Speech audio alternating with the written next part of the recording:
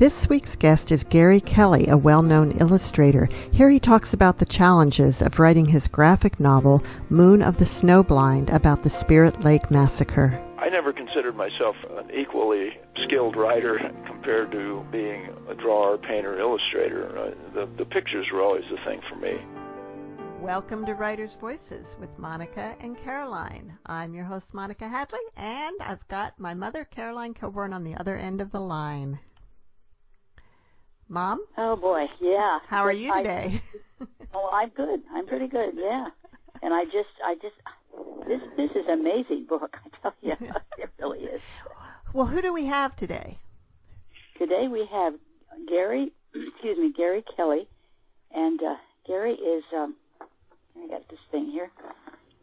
Okay, he grew up mostly in Algona, Iowa, so he's a local boy. And a town that historically had its own experience with, I'm not sure I'm pronouncing this right, Dakotas, but survived. He earned a degree in art from the University of Northern Iowa in Cedar Falls, where his studio is today. His career as a graphic designer rapidly evolved into one of illustration, painting, drawing, and visual storytelling. Elected to the New York Society of Illustrators Hall of Fame, he has won 30 medals from their annual juried exhibitions. He has illustrated over 30 picture books for readers of all ages, including, in 2014, The Harlem Hellfighters, one of New York Times finalists for Picture Book of the Year. Moon of the Snowbird is his first true graphic novel, and it is amazing. It really is. I don't know how many times I read it. I just kept... Moon of the Snowblind. I just wanted to make sure. Oh, no, yeah, I'm sorry. I wasn't going to interrupt you with that. Sorry about that. So, welcome to Writers' Voices, Gary. Thank you. Thank you very much. What does this mean? This is your first true graphic novel. Do you have some false graphic novels? No, I guess by that phrase, I meant this is the first one I ever finished. I have started some on my own. This was not an assignment given by Ice Cube Press. That's the printer, the publisher of the novel. But I have a friend that has published with them before, a professor here at UNI. And I thought, well, if I'm going to finish this graphic novel, I think I could get it printed and out there through Ice Cube Press down in North Liberty, Iowa. And he's done a lot of books, Steve Simkin. Oh, yes, yeah. Yes, he has. We've had a number of his authors on Writers' Voices. Oh, good. Yeah. Well, my friend that connected me with Steve is Scott Coelte. He did Brothers Blood. He wrote that novel and then Ice Cube Press printed that. It's another bit of a much more recent Iowa history about a dark, it's not a picture book, but it's a dark murder story from up here near where I live in Cedar Falls. Wow. So tell us a little bit of what the Moon of the Snowblind is about. Well, one thing that when I was growing up, I was attracted to history and Native American culture and a lot of the Old West. And my uncle that taught me to draw, Gene Kelley, had a lot of books in his house, which was not far from where I was growing up, and in Algona.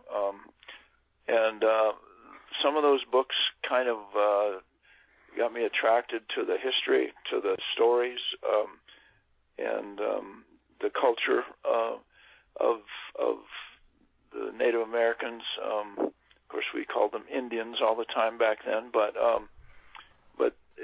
that's what really pulled me into this. And I knew when it's an interesting story. It's a dark story, but it's interesting, and I think it's some of the more dramatic Iowa history that I've ever been acquainted with. But but I knew that it's hardly ever been told from both sides, you know. Right. as I wrote on the first page of the graphic novel, sort of two sides to every story, because I did not want to tell it purely from the settlers, Abbey Gardner's family's side of the story. I wanted to start the story with some background and then finish it the same way with the, what's happened to the Dakota Indians that the Sioux Indians that were living in that part of Iowa back in those years. That part of our history is always going to be problematic to think about, I think, because on the one hand, particularly like with the Spirit Lake Massacre, a lot of women and children and even men who weren't really trying to harm the natives that they found, but they were taking their land, and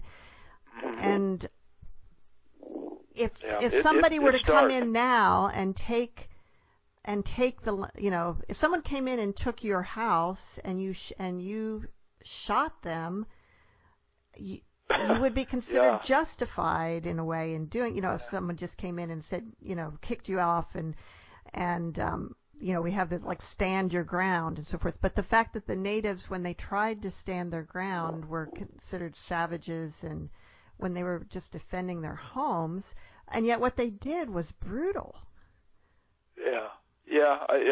Well, they did that to each other too. When they had conflicts between the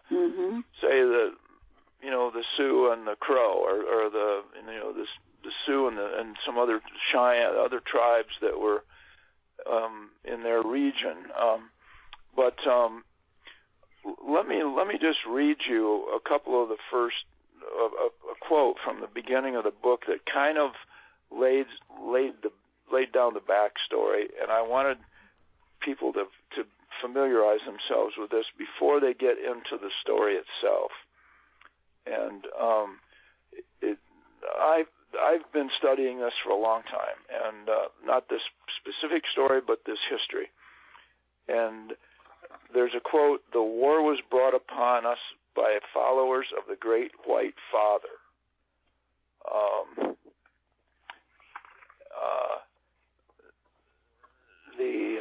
Who came to take our land.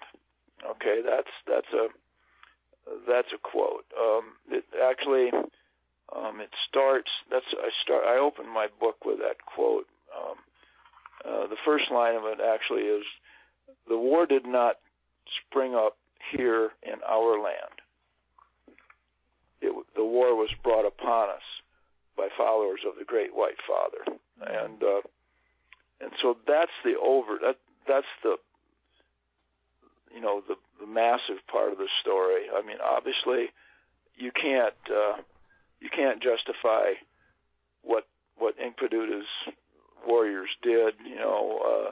Killing so many young people and men, women, children, and then taking some captives, and some of them died as well. And Abby survived, of course, but that doesn't really justify it. I don't think her family was totally, against a Native American culture, but at the same time, Inkpaduta didn't know that. And what I opened it with, the story that I first learned, thanks to my uncle, was Inkpaduta's relative, and I'm not sure from history whether it was a brother or a cousin, but Sitamandota was actually the thing that attracted me to the story initially. When I was a lot younger, when I was probably growing up, maybe a teenager, the thing that started this story for me, and I never forgot it, was the murder of Sitamandota, and he was the cousin, or the half brother, according to my book, so it must be the research, half brother of Inkpaduta, and he was murdered by a trapper down near Humboldt, Iowa, and then stuffed under the ice in a frozen creek. And the trapper also murdered some some of Siddhamandota's family. I mean, women and children. And that's not ever spoken about later on in the book, and that's not the specific reason probably that the Spirit Lake massacre happened, but it's part of the backstory. It's part of why Inkpaduta and his warriors felt threatened and wanted to strike back, and I don't know, it's such a like I said, it's there's no good guys really in this story. Well, and then of course he tried to get the justice, a white man's justice, with the trial, but they didn't even consider his. Yeah. They just. Yeah. Yeah, it's a dark story on both sides, and I mean there are a lot darker stories for the Dakota side or the Native American side. If you go to Wounded Knee or somewhere like that in South Dakota, and or you realize that Sitting Bull, who Inkpaduta actually had a relationship with later in life, Sitting Bull was murdered by Indian police that were working for the white man. He hadn't done anything, and everybody's heard, I think, of Sitting Bull. Yeah. Well, he had a relationship with Inkpaduta, and he was murdered when he was an old man, and by Indian police who were working for the white man. Wow. And he had not because he was doing anything wrong. He wasn't fighting. He was on a reservation. And he was highly respected by the Indians, wasn't he? He was an icon, absolutely. Yeah, that's possibly why. But it's a dark story.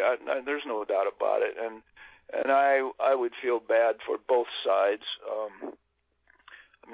Abby endured a lot. Oh, yeah. Yeah, and she got through it. And one of her sisters did too. Mm-hmm. And the rest of the family did not. Now, Gary, in your bio, it says that Algona had its own experience with Inkpaduta. Yeah, that's probably where I first really Can you tell us a little bit about that? Well, there was a cabin out near where Call State Park is, just south of Algona, just near the Des Moines River. Probably half a mile south of the city limits. A lot of woods, and hills back there. And when I was a kid growing up, I heard the story of what happened out there to a family. The Inkpaduta and his people stopped there, I think probably a year or so before Spirit Lake, maybe when they were on their way up to the Iowa Lakes, moving from Clear Lake. But they demanded some food and some things from the settlers' cabin there near Algona, and Algona was not a town yet. They were just, I guess it was founded in 1854, and this was probably 1855 or 56 that this happened, but not many cabins. But they kind of tried to force their way into this cabin, and the settlers that were ready for them, they had weapons, and they were going to stand up to them, and they physically threw them out of the cabin, and they saved their cabin, and they saved their lives probably, and nobody was killed. There was no fight. The Inkpaduta and his band just left, and then a year or two later, the Spirit Lake massacre happened. So I suppose it maybe it wouldn't have been an Algona there, Iowa, if it would have happened like it did in Spirit Lake. The town would have never happened, maybe. I don't know.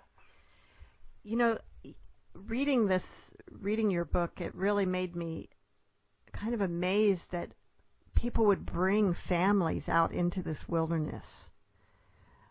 Like what? Wow. Yeah. Yeah. Yeah. So you wrote Moon of the Snowblind as a. We'll talk about the structure of the book a little bit. How it's various moon phases. What was behind that? What was the why? How did you get the idea to do that? And what were you trying to convey with that? Well, originally I thought, and it's been books have been published before called The Spirit Lake Massacre. Of course, there's a lot of them, a fair number of them out there, but and I researched a lot of them for this book. But when I realized that the Moon of the Snowblind is what the Sioux or the Dakota Indians called the month of March. That was their month. Every month had a name like that for them. Every month had a different name, and March just happened to be the Moon of the Snowblind. In their language, the moon is a month. That's because the moon changes in a month, and I, for some reason, when I was about almost finished with the story and ready to get it published, it just kind of jumped out and grabbed me that that title would probably be a little more fascinating, I thought, and as long as I could put Spirit Lake in the middle of the O and the word snow on the cover, that would get maybe Iowa people at least maybe a little bit of adjusted to figuring out, maybe, yeah, this is the Spirit Lake Massacre, maybe. So that's why I did it that way. But I just thought it was a more dramatic title. It's a great title, but were you using that as your chapter headings from the beginning, or did you go back and add that later? No. When I decided to tell it by 12 or actually there are probably 14 or 15 chapters. I haven't counted them specifically, but there are all of the months, and it starts in June of 1856 with the Moon of the Strawberries, and then it goes from month to month to month. July, the Moon of Red Cherries. August, the moon when cherries turn black. Those things all fascinated me just because September, the moon when calves grow hair. Those things fascinated me because it's part of the interpretation of the language, and I wanted to keep naming every month in the language of the Dakotas, not in English. And how did you find that information? Oh, I have a ton of books on that kind of history, and I don't know specifically which book it was, but I have been, addicted to those books for decades now, since I was a little kid, and that information I've always had in the back of my mind. It didn't just pop up. The fact that they named their months when I did this book, I had known that for a long time, but I'd never thought of using it as a title until I was almost finished with the story, and decided I was going to call it the Dakotas, version of the title, not the English version. You're listening to Writers' Voices with Monica and Caroline, and our guest today is Gary Kelley, author and illustrator of Moon of the Snowblind. Do you usually write both text and pictures for the books you've published, or are you usually doing just the illustrations? That's a good question. No, I've never completely written and had, maybe one or two of my picture books have had mostly my words, but I never considered myself more of a writer or an equally skilled writer compared to being a drawer, painter, illustrator. The pictures were always the thing for me, but I read a number of versions of the Spirit Lake Massacre, and I wasn't going to just grab one of those and make pictures to go along with it. I could use the same pictures I would use for, somebody else's story in English about it if I wanted to, but I didn't want to do it that way. I wanted to tell it the way I had learned it, and I wanted to tell it, like I said, from both sides, from the native side and from the settler side. And so I was fortunate, like I said, when I discovered, from my research over the years, that March, the month of March, when the massacre happened, was what the Dakotas called the Moon of the Snowblind. And I just thought that would be a much more dramatic title and maybe a little more interesting, maybe a little more seductive title than the Spirit Lake Massacre, because that there's a lot of books that have been titled that. Why do you think writers have returned to that story so many times? Oh, I think a lot of it has to do with Iowa history, and most of I would assume most of the writers were Iowans. I tried to read McKinley Cantor's. He's obviously an iconic. He was an iconic writer. He had a 1962 version of it called Spirit Lake, and that was a big, fat book. It was thick. And I tried to read it years ago, and I couldn't get that far into it. So that one was never finished. I've on the back page, I have all my source books published, and it's quite a range of,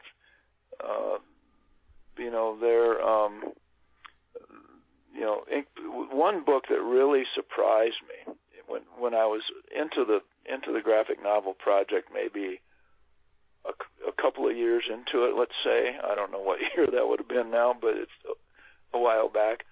I was in Santa Fe, New Mexico, and I was at the Native American Museum there. That stuff still attracts me, of course. And I came across a book in their bookstore called Inkpaduta, Dakota Leader. And I thought, wow, somebody wrote an entire biography of Inkpaduta, who was he was not a hero to most white people. He was a nasty guy to them. And an author named Paul Beck had written that and published it through the University of Oklahoma Press in the year 2008. And I thought, wow, now this is going to tell this story. It's not going to be totally about the Spirit Lake Massacre in Inkpaduta. It's going to be about his life. And that really, bumped me up. As far as having a lot of drama to tell my story visually with. And I'm just I was shocked that I found a biography of Inkpaduta, and it's a high quality book. Well, it's fascinating to me that you are able to tell this really complex story in so few words. Of course, the pictures carry a lot of the weight. I would imagine that one of the kind of most difficult things about a project like this is deciding what needs to be drawn. How do you go about that? Well, I'd have to say, for me, it's not difficult. It's totally motivating, and that's what I absolutely love to do. Is interpret words with a picture, and as an illustrator, I do paintings too. I've had gallery shows and things like that where they're paintings and they're more about the image than they are about a story behind the image. But for the most part, I love doing illustration, no matter whether it's for my own books or somebody else's books or other assignments. When I can read something and then decide how I want to tell that story with pictures. Tell it visually. That's what I'm addicted to. That I love that challenge, and obviously, Moon of the Snowblind Spirit Lake is full of the options for doing pictures. For me, it was, especially when I got into the total research and figured out, came up on a lot of side stories, backstories, other opinions, things like that. I mean,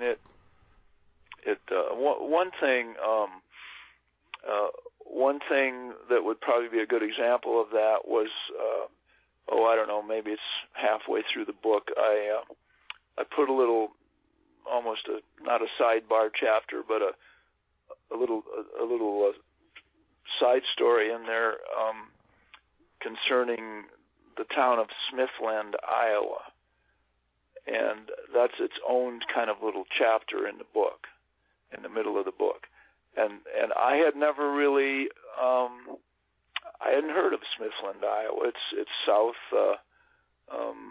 it's southeast of Sioux City a little ways. The town of Sioux City, and on sort of the eastern side of the Luss Hills out there, and I realized when I saw that story that had a lot to do with the motivation for what Inkpaduta and his Sioux did in Spirit Lake, is what happened to him in Smithland. And I had never heard that part of the Spirit Lake Massacre until I got into that research, discovered that, and then found some chapters in history books that actually talked about that story. And I think the Inkpaduta biography was part of that for sure. But that was what sort of did it for Inkpaduta, I think. He and his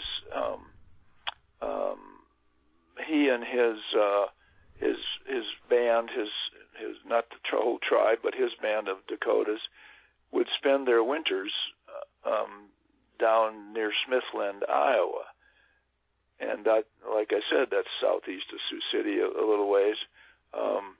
Actually, when I discovered that part of the story, and it definitely fascinated me.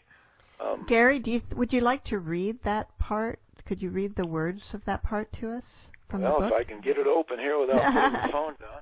It's the month of February, 1857. The moon of dark red calves, Smithland, Iowa. And again, I'd never heard of that town.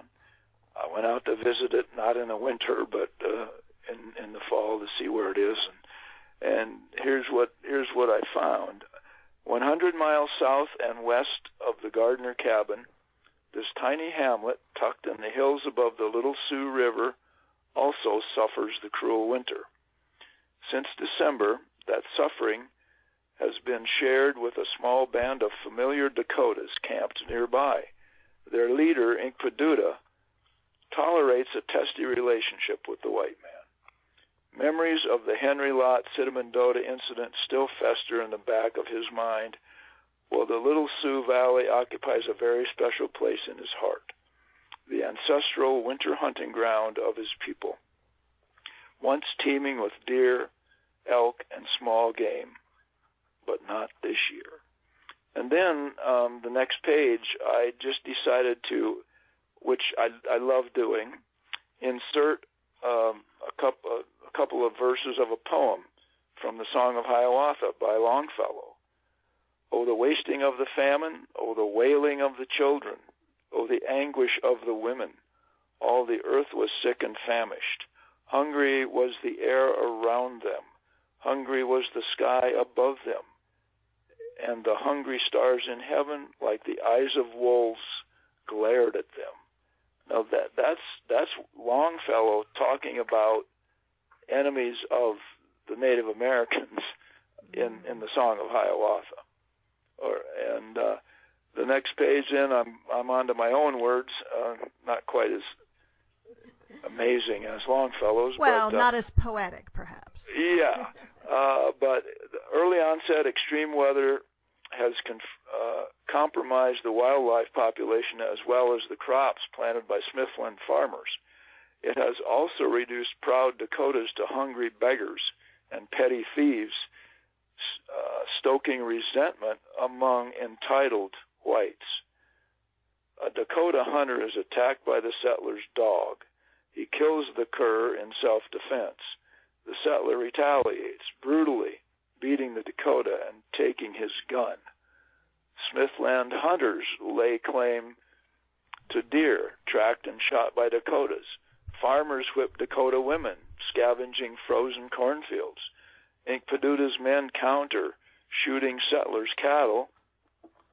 Smithland responds with a company of vigilantes organized by a bombastic ex-Ohio militiaman, Seth Smith. They march on the Dakota camp, delivering an ultimatum. And then I insert my own words. Well, these are all my own words, but I insert the conversation as a graphic novel with blurbs from the different people talking. You must relinquish all firearms and leave our valley now. And then Inkpaduta responds, your valley? My people have hunted this valley since the beginning of time. And then the white man says, but time marches on, and the time has come for you and your sorry lot to be gone. And then Inkpaduta responds, if we go, we keep our guns. Without guns, we cannot survive the winter. And then the white man finishes the conversation by saying, I repeat, no guns. And then the final page of Smithland, the chapter is, a dark cloud settles over Inkpaduta as he watches the Wasichu militia ransack his defenseless village, confiscating firearms. By the way, Wasichu is the Dakota word for white man. Angry Dakotas collect the scattered remains of their campsite and a few guns quietly procured from local sympathizers. So now this is my words right now would say, so there were some white people in Smithland that supported the Dakotas, but not very many. And head northward up the Little Sioux Valley toward the Okobojies and Spirit Lake. You turn the page in the book, the next page says March 1857, the moon of the snowblind, and that's the darkest chapter of the book, probably. So there we are. That's Smithland, and again, I was really fascinated by the fact that it had a really impact on this story, and I'd never heard of that part of the story over all those years. And that was Gary Kelley reading from Moon of the Snowblind. Yeah, it's probably, most of the stories that we've heard have probably been more from the settler's perspective. And sure. Oh, absolutely. So telling that part of the story would be almost a justification for what happened. Mm-hmm. Yeah, if there is such a thing. If there is such a thing. That's why I said you got two sides to every story at the opening of the book, because there are dark sides by both cultures, really. Right. Yeah. I'm not saying that everything Inkpaduta and his people done was okay. It was justified. It wasn't. But what had happened to them was not justified either, if you're a reasonable person. So that's kind of what I wanted to remind the reader, that there are two sides to this story, by the way. And I think a lot of people that sort of know the story, a lot of Iowans, I suppose, don't really realize that. Oh, I'm sure. I'll tell you something interested me was the white shirts, the men who came and, tried to bargain to get the young girls that had been taken as captives and get them released. And it was interesting that they were not attacked by the Indians. They were accepted as, okay, we're going to do this. I thought that was interesting. I really did. Mm-hmm. Yeah. That's part of the, what I think what started this part of the conversation that appeals to me is finding information that I can write down notes or just remember, and then go to the drawing board and try and figure out a way to put it together as a visual story. I mean, there's some things that just don't work that way, but I knew when I started this book that I had to finish it because there's a lot of visual potential. And I finished it in 184 pages. So that's all it took. Because the white shirts were Indians too. I mean, that was interesting to me. It really was that they were, How long did you work on this project? It sounds like it might have been quite a long time. To tell you the truth, I don't remember the year I started it. Not because I have a lot of assignments usually, and I enjoy most of them, and so it's off and on. But I would say probably 6 years, maybe. I don't know. I mean,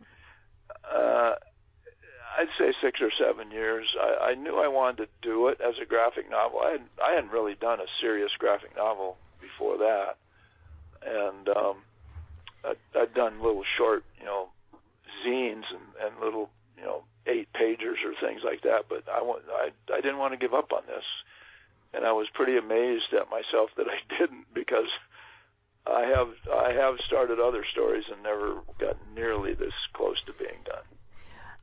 It is interesting that it seems like graphic novels are kind of a new thing in publishing, although not really new. And I remember back when I was a child, and this is a long time ago, so we're talking back in the 60s, having, do you ever hear of classic comics?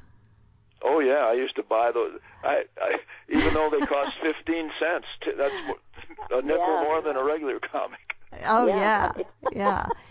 Well, Mom bought them for us, and that was how I got a lot of my classic literary educational the founding of knowledge about some of the great books. Because me too. Yeah. I had those. Yeah, I had some of those too. Yeah, I'm, Wuthering Heights or Lord Jim or, all kinds of different, some Charles Dickens probably. I wish I knew where those were now. Yeah, I don't remember exactly which ones I had, but I do remember. The one thing about classic comics back in those days was that a lot of times I wasn't as big a fan as the way they were drawn as I was of some other the other comics that were, I liked Red Ryder, and Little Beaver, the cowboy stuff, and then G.I. Joe and that kind of stuff. That's the kind of stuff that, not that I was an aggressive, fighter or anything like that. That's not why I liked them. I just thought the stories were visually probably more interesting to tell for a young guy like me than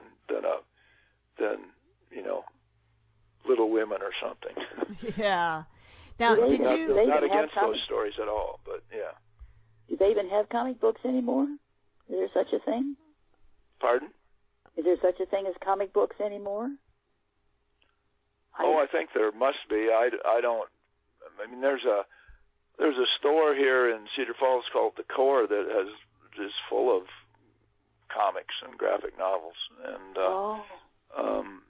so they're still out there. You can still buy them, but I've never bought. It's been a long time since I bought a Superman or a Batman comic or anything. I mean, I don't know if that's.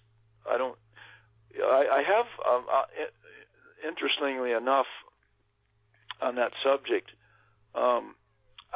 Now, I don't know if your listeners, a lot of them have ever heard of or read of the graphic stories called Hellboy,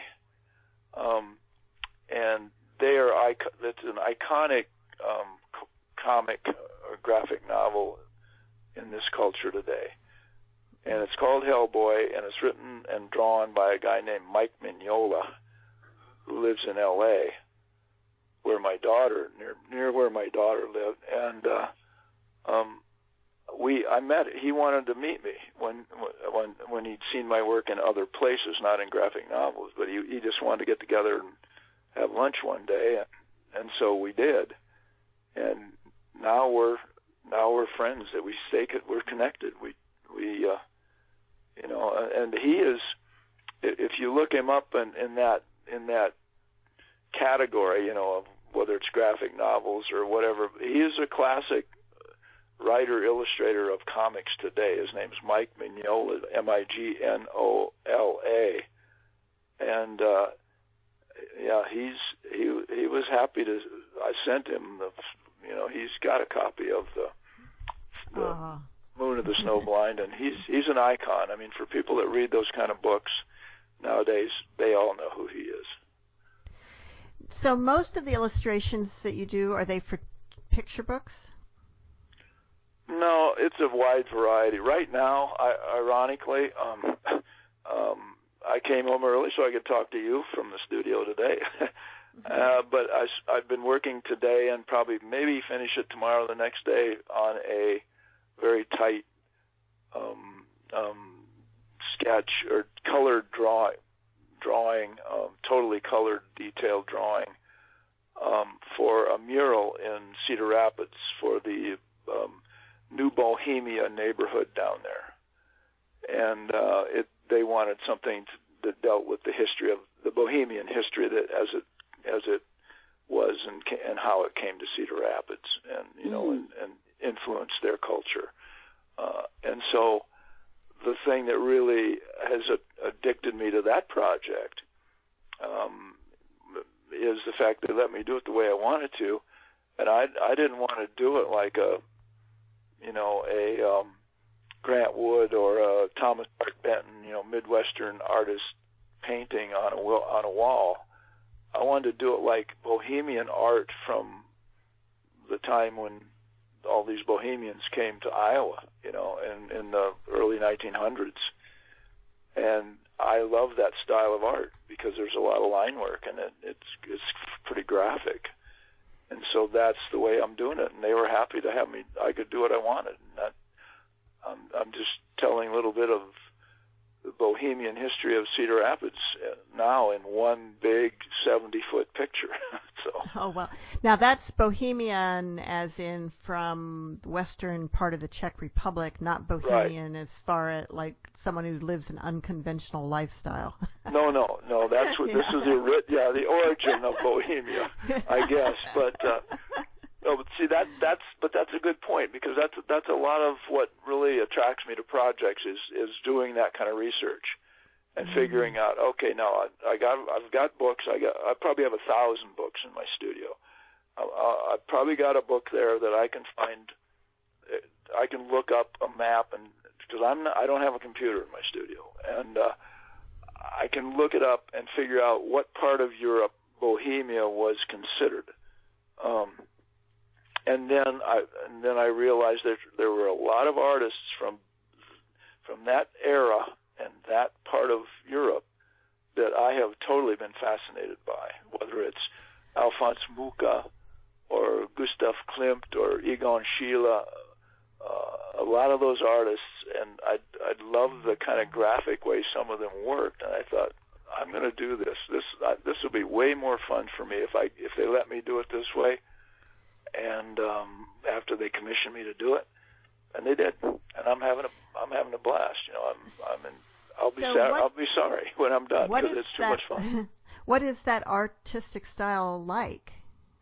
Well, it's not that much unlike a graphic novel in a lot of cases, because there's line work and then really rich color under the line work, and the colors are fairly flat.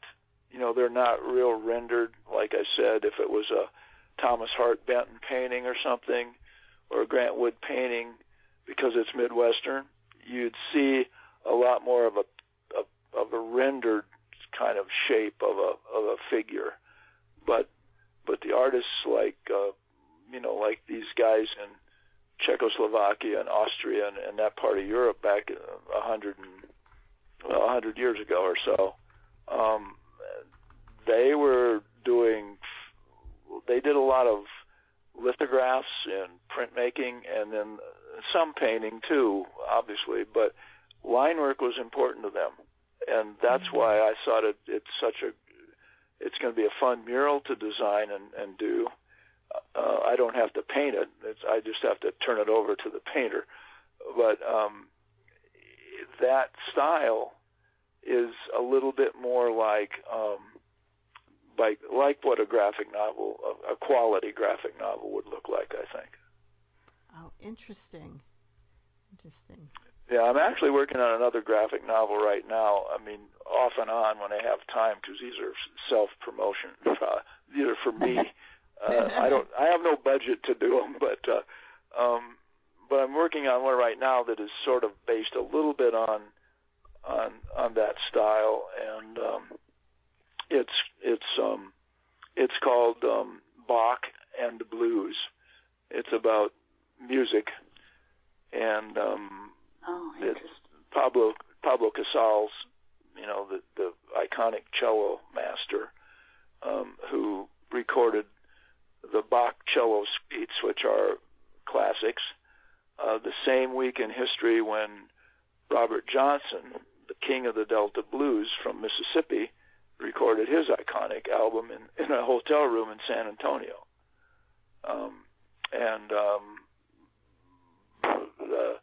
Casals recorded his at Abbey Road Studios in London, which of course all Beatles fans know about. And again, Robert Johnson recorded his in a hotel room in San Antonio, and both those stories have a lot of drama behind the music, beside the music. They both had tough times with their lives. Robert Johnson living in the American South in the 1930s, of course, that was not good for him. And Pablo Casals was a Spanish icon, but he had to deal with Hitler, Mussolini, and fascism during that part of his career. And I just thought those two stories have so much drama, and we can bring them together at the end of the graphic novel with this week in history when they both recorded their iconic albums. That's really fascinating that you would put those two together like that. Well, I got hooked on that story, I don't know, 5 or 6 years, 7 years ago, because I listened to Iowa Public Radio, NPR, all the time. And they did a feature on that in November, the same week that it was the 75th anniversary, I think, of when this week was that Pablo and Robert kind of came together. They never knew each other, but they came together and recorded. So, what was the Harlem Hellfighters? That was my idea to do that book. And it's a picture book. It's not a graphic novel, but there are a lot of pictures in it. I mean, it's not just a typical children's book, where you turn the page. There's one picture, turn the page, there's another. Some pages have a number of pictures with borders or drawn.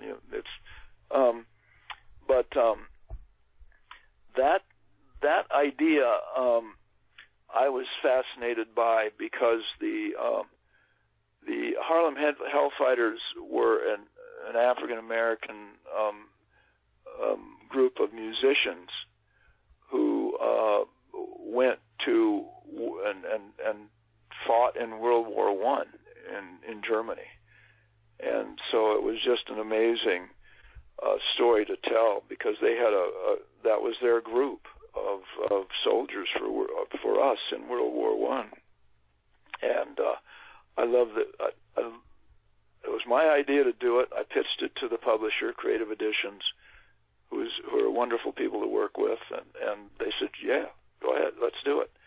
And so I just love telling stories like that visually. Like I said earlier, telling a story like the Harlem Hellfighters visually is just really amazing because I love the fact that those African Americans were jazz and blues guys from New York City, from Harlem, back in 1910, 1915 period, and they all ended up going to Europe to fight and to play American music, in the military music,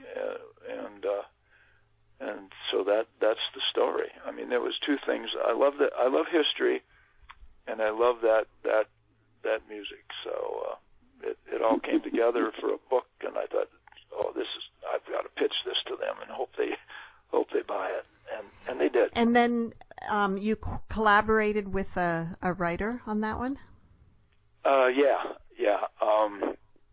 I pitched the writer to Patrick Lewis, J. Patrick Lewis. He's written a lot of classics for Creative Editions and publishers, and we've done books together. I love working with Patrick, and he lives in Ohio, and I'd done a few books with him, and I thought, I love this story. I'm gonna pitch it to Patrick and see if he'll write it, and he did.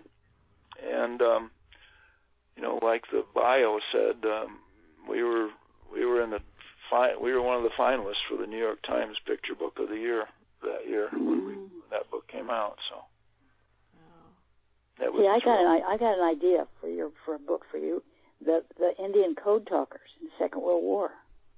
Yeah. What about it? Well, wouldn't that be a good story? I've already done it. Oh, we've already done it. Okay. That's ironic. That's why I asked you, because ironically, I followed up the Hellfighters with Patrick Lewis to do the Code Talkers. Okay. I mean, I've been fascinated by that. That was. Well, I suppose if you Google that title by Patrick Lewis and Gary Kelley, you can track that book down. Okay. It was great fun. No, it was my idea to do it, and Patrick was ready to. He was ready to jump on board, and it was fun. I enjoyed that project. The Navajo Code Talkers. Yep, I just Googled it. Yep. Yeah, well, Patrick's they were a great writer and instrumental in helping us. Easy to work with. Yeah. Wow. Yeah, that's ironic. You have good taste. Yeah, Thank you. Say so. So, do you have any books other than you did talk about the one that you're working on now? Do you have any others in the works? Well, the graphic novel, Bach and the Blues. Yeah, Bach and the Blues. That's me. I don't have a publisher that assigned it. I'm doing it for me, like the Moon of the Snowblind. So we'll get it out there, I think. But there's one I just finished within the last, a few months ago, that's called Songs for the Cosmos. And it's about blind Willie Johnson, who was a African-American blues man. It was already written. The book was written. It wasn't Patrick Lewis that wrote it, but same publisher. And it was already written. And they sent me the manuscript, Creative Editions did. And usually they know what I want to do, what'll get me excited. And they figured this would, and they were right. And it's a story about a blind African American that recorded some iconic blues back in the early 1900s and 1920s and 30s. And when I don't remember the details of this part of the story because I wasn't it's not that visual, but his music was the American, or the music that they put on a spaceship or a rocket ship, a satellite, whatever it was, that was put into outer space with American culture in containers. There were no people. There were no people on board, but they wanted to, in case it landed on another planet. But it's a true story. It's a true story, and his story is true as well. And so that one should be out any time now. I haven't seen the printed version yet, but And then Virginia Was a Spy. I did that one a couple of years ago for them as well, and that was about the woman that lost her leg, shot herself in the foot, in the leg, when she was a young girl, and ended up moving to Europe so she could help bring down the Nazis, World War II. It's a fascinating story. That's the great thing about working with somebody like Creative Editions. They know the kind of stories that I want to read and then tell visually. So that's what they pitch to me, and I always jump on right away. Very cool. Well, Gary, this has been a lot of fun, but we're out of time. Yeah, gee, that was a quick.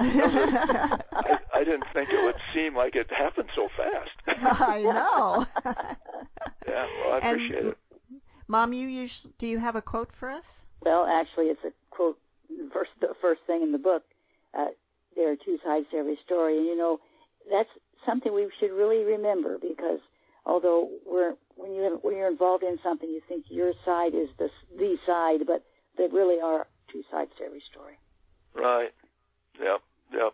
And that's I thought that's a really cliche of a comment, but I don't mean your comment. I mean that term, two sides to every story. But I thought that is the perfect way to make people think about Moon of the Snowblind, I think. Right. I think so too. Well, thank you, Gary, for being with us today. Well, thank you. Thank both of you, and I appreciate it. I got through this a lot easier than I thought it would. Oh, you did great. Oh, well, thanks to you guys. And we'll see you all next week on Writers' Voices.